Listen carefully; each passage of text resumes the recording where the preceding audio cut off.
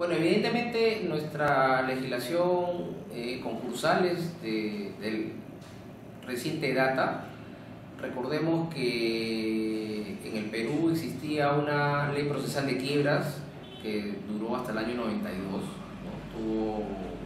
Estuvo en vigencia durante 60 años. Existía un personaje denominado el síndico de quiebras, en donde simplemente se limitaba a efectuar un inventario de los bienes del fallido. Posteriormente le daba un valor en función a un peritaje y finalmente realizaba los mismos y pagaba a los acreedores hasta donde alcanzase, y esa era su labor básicamente. No se vislumbraba por ningún momento la figura de la reestructuración. Es a partir del año 92 a la fecha que se dan sendas legislaciones. Acordémonos del decreto ley 26.116 o ley de reestructuración empresarial. Luego se formulan ciertas enmiendas a esta legislación. Se da el decreto legislativo 845, en donde se incorpora la figura del concurso preventivo. De acuerdo a nuestra legislación, solo se establecía un mecanismo de talla única, como lo hay en otros países o en otras latitudes del mundo. Sin embargo, con buen tino, nuestro legislador incorpora la figura del concurso preventivo, y efectivamente lo hace en función justamente del endeudamiento o la fase previa a la crisis del deudor. Y los presupuestos objetivos que marca la ley, que son básicamente dos, señalan claramente que si el deudor supera el tercio del endeudamiento y este a su vez está vencido por más de 30 días calendario, podrá incorporarse al procedimiento concursal ordinario. Sin embargo, si esta talla de endeudamiento es inferior, entonces podrá acceder al procedimiento concursal preventivo. ¿Esto que busca a la larga? Incentivar a que el deudor se presente de manera temprana al concurso. Incentivar también que las decisiones que adopten sus acreedores, porque son solamente ellos, de acuerdo a nuestra legislación, sean apuntando a una reestructuración, no una liquidación. Que si bien es cierto, en la práctica se da que de cada 4 empresas, de acuerdo a las estadísticas publicadas por el INDECOPI, una de cada 4 empresas solo reestructura, vale decir 3 liquidan. Eso no significa que la normativa concursal peruana se encuentre en franco, digamos, fuera de lugar. Justamente uno de los objetivos que siempre les menciono a mis alumnos en clases respecto a un sistema concursal eficiente es justamente el de prevenir crisis de carácter patrimonial. Una forma de sanear el mercado, de conjugar intereses comunes en los agentes, es justamente el de evitar el sobreendeudamiento en masa. Si retiramos del mercado aquellas empresas que no prestan, por ejemplo, puestos de trabajo, pagan oportunamente sus tributos o generan riqueza, evidentemente lo ideal es que se retiren de manera ordenada del mercado, y una forma inteligente es justamente a través de la liquidación. Si bien es cierto, nuestra legislación concursal es pro acreedor, porque favorece al acreedor y deja a un lado el interés propio del deudor, eso no quita que nuestra legislación esté desfasada. Por ejemplo, recientemente, a comienzos de este año, se han dado enmiendas a las leyes de concursos de España, a la ley de concursos de Francia, y recientemente también se ha cambiado diametralmente la legislación en México, que apuntan más al salvataje de la unidad productiva o de la empresa, vale decir, se apunta a una tendencia pro deudor más que pro acreedor.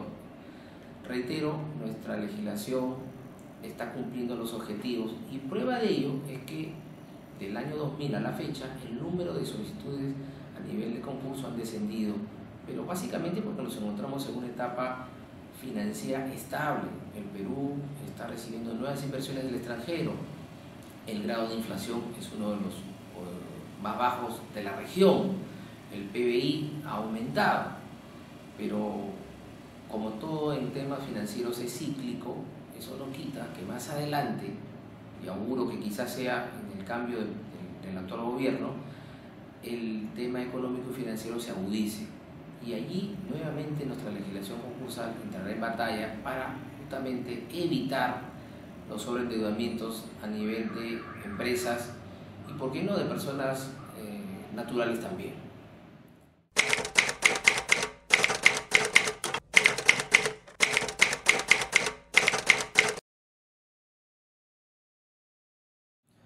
Bueno, uno de los puntos claves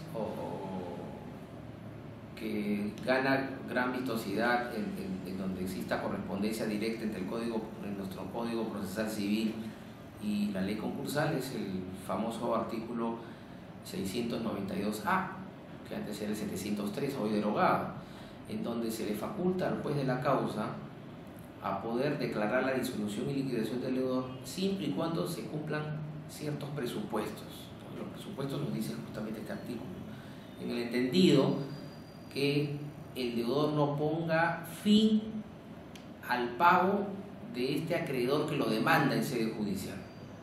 Y es una forma inteligente de poder terminar de manera pronta con un proceso judicial en cierres. Y ello conlleva que si el deudor, frente al requerimiento o apremio que le formula el juez de la causa, no es capaz de al menos pagar lo que su acreedor ha demandado y ni siquiera poner en garantía un bien que de alguna manera sirva para honrar este pago futuro, evidentemente lo que correspondería es que el juez declare su disolución y liquidación. Y dado que el juez no tiene capacidad para continuar con la secuela del procedimiento, esto es regulado posteriormente con la remisión de los actuados a Indecopi, con el objeto que este organismo público también pueda desarrollar, por ejemplo, la convocatoria de los acreedores y que estos a su vez tomen una posterior decisión respecto al nombramiento de una entidad liquidadora que haga las veces de cobrador de sus derechos o créditos impagos. De tal manera que si no se encontrase al fin una solución, este liquidador pueda pedir la quiebra como corresponde. Lo que se busca a la larga, como nos podemos dar cuenta, es sanear el mercado de empresas ineficientes. Eso es lo que se busca a la larga y por eso la correspondencia entre el Código Procesal Civil en este aspecto con la Ley General del Sistema Concursal. Ahora, hay un tema que resulta relevante mencionar en razón de esta pregunta, que es el siguiente. Muchos han podido observar que en función de estos apremios que formula el Código Procesal Civil, los expedientes que inicialmente empezaron en sede judicial terminan siendo almacenados en sede administrativa, entiéndase Indecopi, y esto crea un cuello de botella, porque finalmente en la gran mayoría de casos o no se presentan más acreedores del cual dio inicio este proceso judicial, o si se presentasen, al no existir bienes susceptibles de poder ser realizados a través de la entidad liquidadora, finalmente recae en una quiebra. Entonces, digamos, este ejercicio ocioso de que un expediente pase de sede judicial a sede administrativa y que finalmente termine nuevamente en sede judicial a consecuencia de la quiebra, en muchas oportunidades hace que este tiempo y dinero que se desperdicia en este ping-pong innecesario hace pensar que a futuro los procedimientos concursales dejen de ser procedimientos y se vuelvan procesos y que la competencia del concurso pase a manos de los juzgados comerciales. Y esto porque uno, ya existen, antes no se podía pensar siquiera de manera remota porque los juzgados no existían, pero hoy existen, creo que han ganado suficiente experiencia en este tiempo en el cual están ya instaurados y podría eventualmente hacerse una reforma o enmienda en nuestro Código Procesal Civil en el sentido de otorgarles competencia a los juzgados comerciales para poder velar por toda la secuela del concurso y retirar del Indecopi ya esta materia y dejarle más bien para temas propiamente de derecho a la competencia y de la propiedad intelectual, que es su fuente para lo que nacieron, o darle de repente más énfasis a los temas referidos a la protección del consumidor, teniendo en cuenta que ya existe un código sobre este aspecto. De tal manera que el juez comercial pueda conocer desde su inicio el proceso concursal. Ya no hablaríamos de un procedimiento puntualmente porque dejaría de tener un carácter administrativo. De tal manera que el juez, con las facultades que le da incluso la Ley Orgánica del Poder Judicial, pueda incluso aplicar apremios que Indecopi hoy no puede aplicar. Recordemos que cuando existe alguna irregularidad al interior del procedimiento concursal, lo máximo que Indecopi puede hacer es imponer multas progresivas, pero más nada. En cambio, un juez comercial podría eventualmente incluso formular denuncias penales contra aquellos malos deudores que desnaturalizan el concurso. Y eso se ha visto en mucha jurisprudencia relevante a lo largo de estos años en Indecopi, donde se da un uso distinto al concurso, ¿no? De tal manera que, por ejemplo, el deudor lo utiliza para no pagar a sus acreedores, teniendo en cuenta de que el concurso tiene dos beneficios inmediatos desde su instauración, entendámoslo como la suspensión de sigilo de obligaciones y la protección total del patrimonio, de tal manera que los deudores mal orientados o mal aconsejados utilizan el concurso para justamente burlar el pago de sus obligaciones pendientes, de tal forma que el juez, al ya tener las riendas del proceso concursal, podría verificar y ya estaríamos derrotando este ping-pong innecesario que citaba hace un momento, en el sentido de que el juez resolvería todo. Si hacemos un simulacro o una hoja de ruta de lo que sería el procedimiento concursal y pasarlo a ser proceso concursal, llegaríamos a la conclusión de que el juez conocería el concurso. Evidentemente resultaría necesario que cuente con un auxilio, sea por parte de contadores públicos, economistas, que puedan verificar los balances, verificar el acervo financiero que presente el deudor en su momento, de tal manera que el juez tenga la tranquilidad de admitir a trámite un concurso a sabiendas que cumplen con los presupuestos objetivos de la ley. De tal manera que la segunda etapa, vale decir, la convocatoria a juntas de acreedores y su posterior reconocimiento de créditos, implicaría también que el juez cuente con un auxilio que le permita reconocer créditos auténticos, porque podrían haber algunos créditos fraudulentos que a la larga también estarían buscando desnaturalizar el libre ejercicio de los acreedores y la toma de decisiones al interior de una junta. Si el juez está totalmente capacitado y cuenta con este auxilio, no veo mayores problemas para que se desenvuelva en estos ámbitos. De tal manera que el juez simplemente se limitaría luego a recibir los informes técnicos, sea del administrador, si los acreedores hubieran optado por la reestructuración, o sea por parte de la entidad liquidadora, si los acreedores hubieran optado por una disolución y liquidación. De tal manera que ante la culminación de ambas etapas, al juez no le quedaría más que archivar el expediente. Y creo que nos estaríamos ahorrando tiempo y dinero en esta decisión. Esa es la correspondencia que yo vislumbro se pueda dar en algunos años más, cuando quizás el Ministerio de Economía y Finanzas, a través de esta dirección de competitividad que mide un poco los rankings mundiales de los países, nos permitan rebajar el tiempo que toma cerrar una empresa. Y cerrar una empresa no implica que los accionistas adopten una decisión. Otra forma de cerrar una empresa es justamente liquidándola, y no justamente en función del mandato propio de la Ley General de Sociedades, sino un mandato de las decisiones que puedan tomar los acreedores al interior de un procedimiento concursal.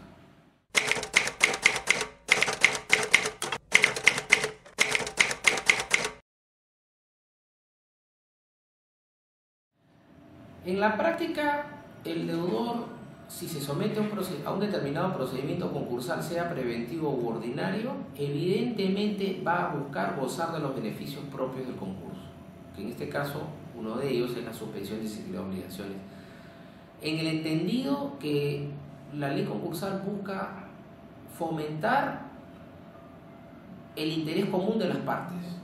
¿Y cuál es el interés común de las partes? Justamente el de poder satisfacer sus intereses.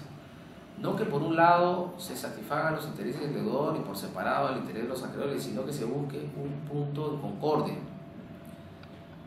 Justamente la ley concursal busca generar este ambiente idóneo para la negociación entre las partes. ¿De quiénes son las partes? Acreedores y deudor. Evidentemente el deudor, teniendo frente a él sendas demandas judiciales que buscan el cobro de créditos, y ante la insuficiencia patrimonial o ante la insuficiencia dineraria de poder pagar en el tiempo dichos créditos, lo que va a buscar probablemente es admitir que está atravesando una seria y difícil situación económico-financiera y acceder al concurso, porque evidentemente los presupuestos nos van a marcar su sus balances generales, sus estados de cambio del patrimonio neto, sus estados de ganancias y pérdidas, etc. De tal manera que lo primero que el deudor lograría con esto es gozar de estos dos beneficios, y evidentemente frente a un proceso de ejecución lo primero que le va a informar al juez es su situación de sobreendeudamiento y que a su vez se encuentra sometido a un determinado procedimiento concursal, y va a solicitar, como resulta evidente, que se suspenda la ejecución del proceso judicial. El tema es cómo debe resolver un juez frente a un pedido de tal naturaleza. A mi juicio, lo que el juez debe evaluar es si se va a causar algún perjuicio frente a terceros por el simple hecho de suspender la ejecución del proceso judicial. Si bien es cierto, la ley concursal y ninguna legislación de carácter procesal señalan cuál es el momento preciso donde el juez deba suspender o no, simplemente se ciñen al hecho de que el concurso estando instaurado, inmediatamente el juez bajo responsabilidad deberá suspender la ejecución. Debemos ir más allá, y en la aplicación del control difuso que nos plantea la materia constitucional, y en función a que nos encontramos ya dentro de un Estado constitucional, olvidémonos ya de un Estado de Derecho, porque ese dogma ya se rompió. El hecho que los jueces puedan interpretar, puedan ponderar las normas de tal manera que busquen solucionar un problema entre las partes. No se trata acá simplemente de aplicar la letra muerta de la ley, es decir, bueno, se suspende porque el deudor se encuentra en concurso. Creo que el tema trasciende la realidad. El juez debe, evidentemente, como he mencionado, buscar saber si su fallo de suspender o no le va a causar algún perjuicio a terceros, y buscar la equidad en su fallo. Si él considera necesario, podría incluso hacer requerimientos al deudor. Requerimientos al deudor en el sentido de buscar mayor información y no solo limitarse a el simple hecho de saber o tomar conocimiento que el deudor se encuentra en concurso. Una pregunta inteligente que el juez podría hacerse es: ¿y qué otros acreedores más hay? Porque de acuerdo a los balances, el deudor evidentemente ha tenido que presentar una relación de acreedores. ¿Qué bienes tiene usted, señor, aparte del que voy a ejecutar? Porque evidentemente, ¿qué busca la suspensión de la ejecución de un fallo judicial? Por ejemplo, una ejecución de garantía de un determinado bien inmueble, donde hay una hipoteca, en donde un banco, que por lo general son los que de manera más usual utilizan estos tipos de procesos, le solicitan al juez el remate de este bien. Entonces, lo que el juez podría eventualmente señalar es: bueno, existen acreedores de índole laboral que tienen incluso el primer orden de preferencia respecto al bien garantizado, en donde el acreedor bancario tiene el tercer orden, de acuerdo a los índices de prelación que figuran en la ley concursal. Evidentemente, si el juez estuviese dejando sin efecto o declarando improcedente la solicitud de aquel acreedor bancario, podría eventualmente estar salvaguardando los derechos de aquellos acreedores privilegiados, que de acuerdo al orden constitucional tienen prioridad. Me refiero puntualmente a los acreedores laborales. Sin embargo, si él deja que salga, remate el bien, y digamos que no hay otros bienes que puedan soportar esta insuficiencia patrimonial del deudor, evidentemente estaríamos dejando en una secuela de indefensión a los acreedores laborales. Y lo que es peor, podría generar un problema posteriori. ¿Cuál sería el problema posteriori? Que luego estos acreedores laborales pidan la ineficacia de dichos actos. Entonces, a la larga, el fallo del juez, en vez de generar certeza entre las partes involucradas, entiéndase deudor y acreedor, estaría generando más incertidumbre de la que ya hubo previo a la solicitud de la suspensión del procedimiento de ejecución. Y eso es lo que un juez no debe buscar. El juez debe buscar una solución que termine o corte de raíz el problema. Entonces, bajo esa argumentación, el juez debe lograr agenciarse de la mayor cantidad posible de información que se la pueda dar a las partes, deudor y acreedor. Nadie va a poner a un juez a fijar un criterio con poca o nula información. El juez está en todo su derecho de pedir y tomarse el tiempo que resulte necesario para lograr la satisfacción de los intereses de la comunidad, no del deudor, no del acreedor, de la comunidad.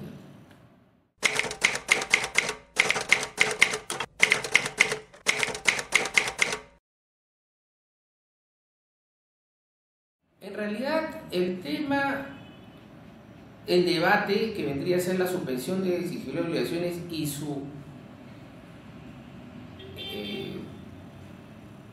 su desarrollo en la práctica, el uso de estos temas, van a involucrar respecto de la posición que debe adoptar un juez, como reitero, si se causa algún perjuicio a las partes.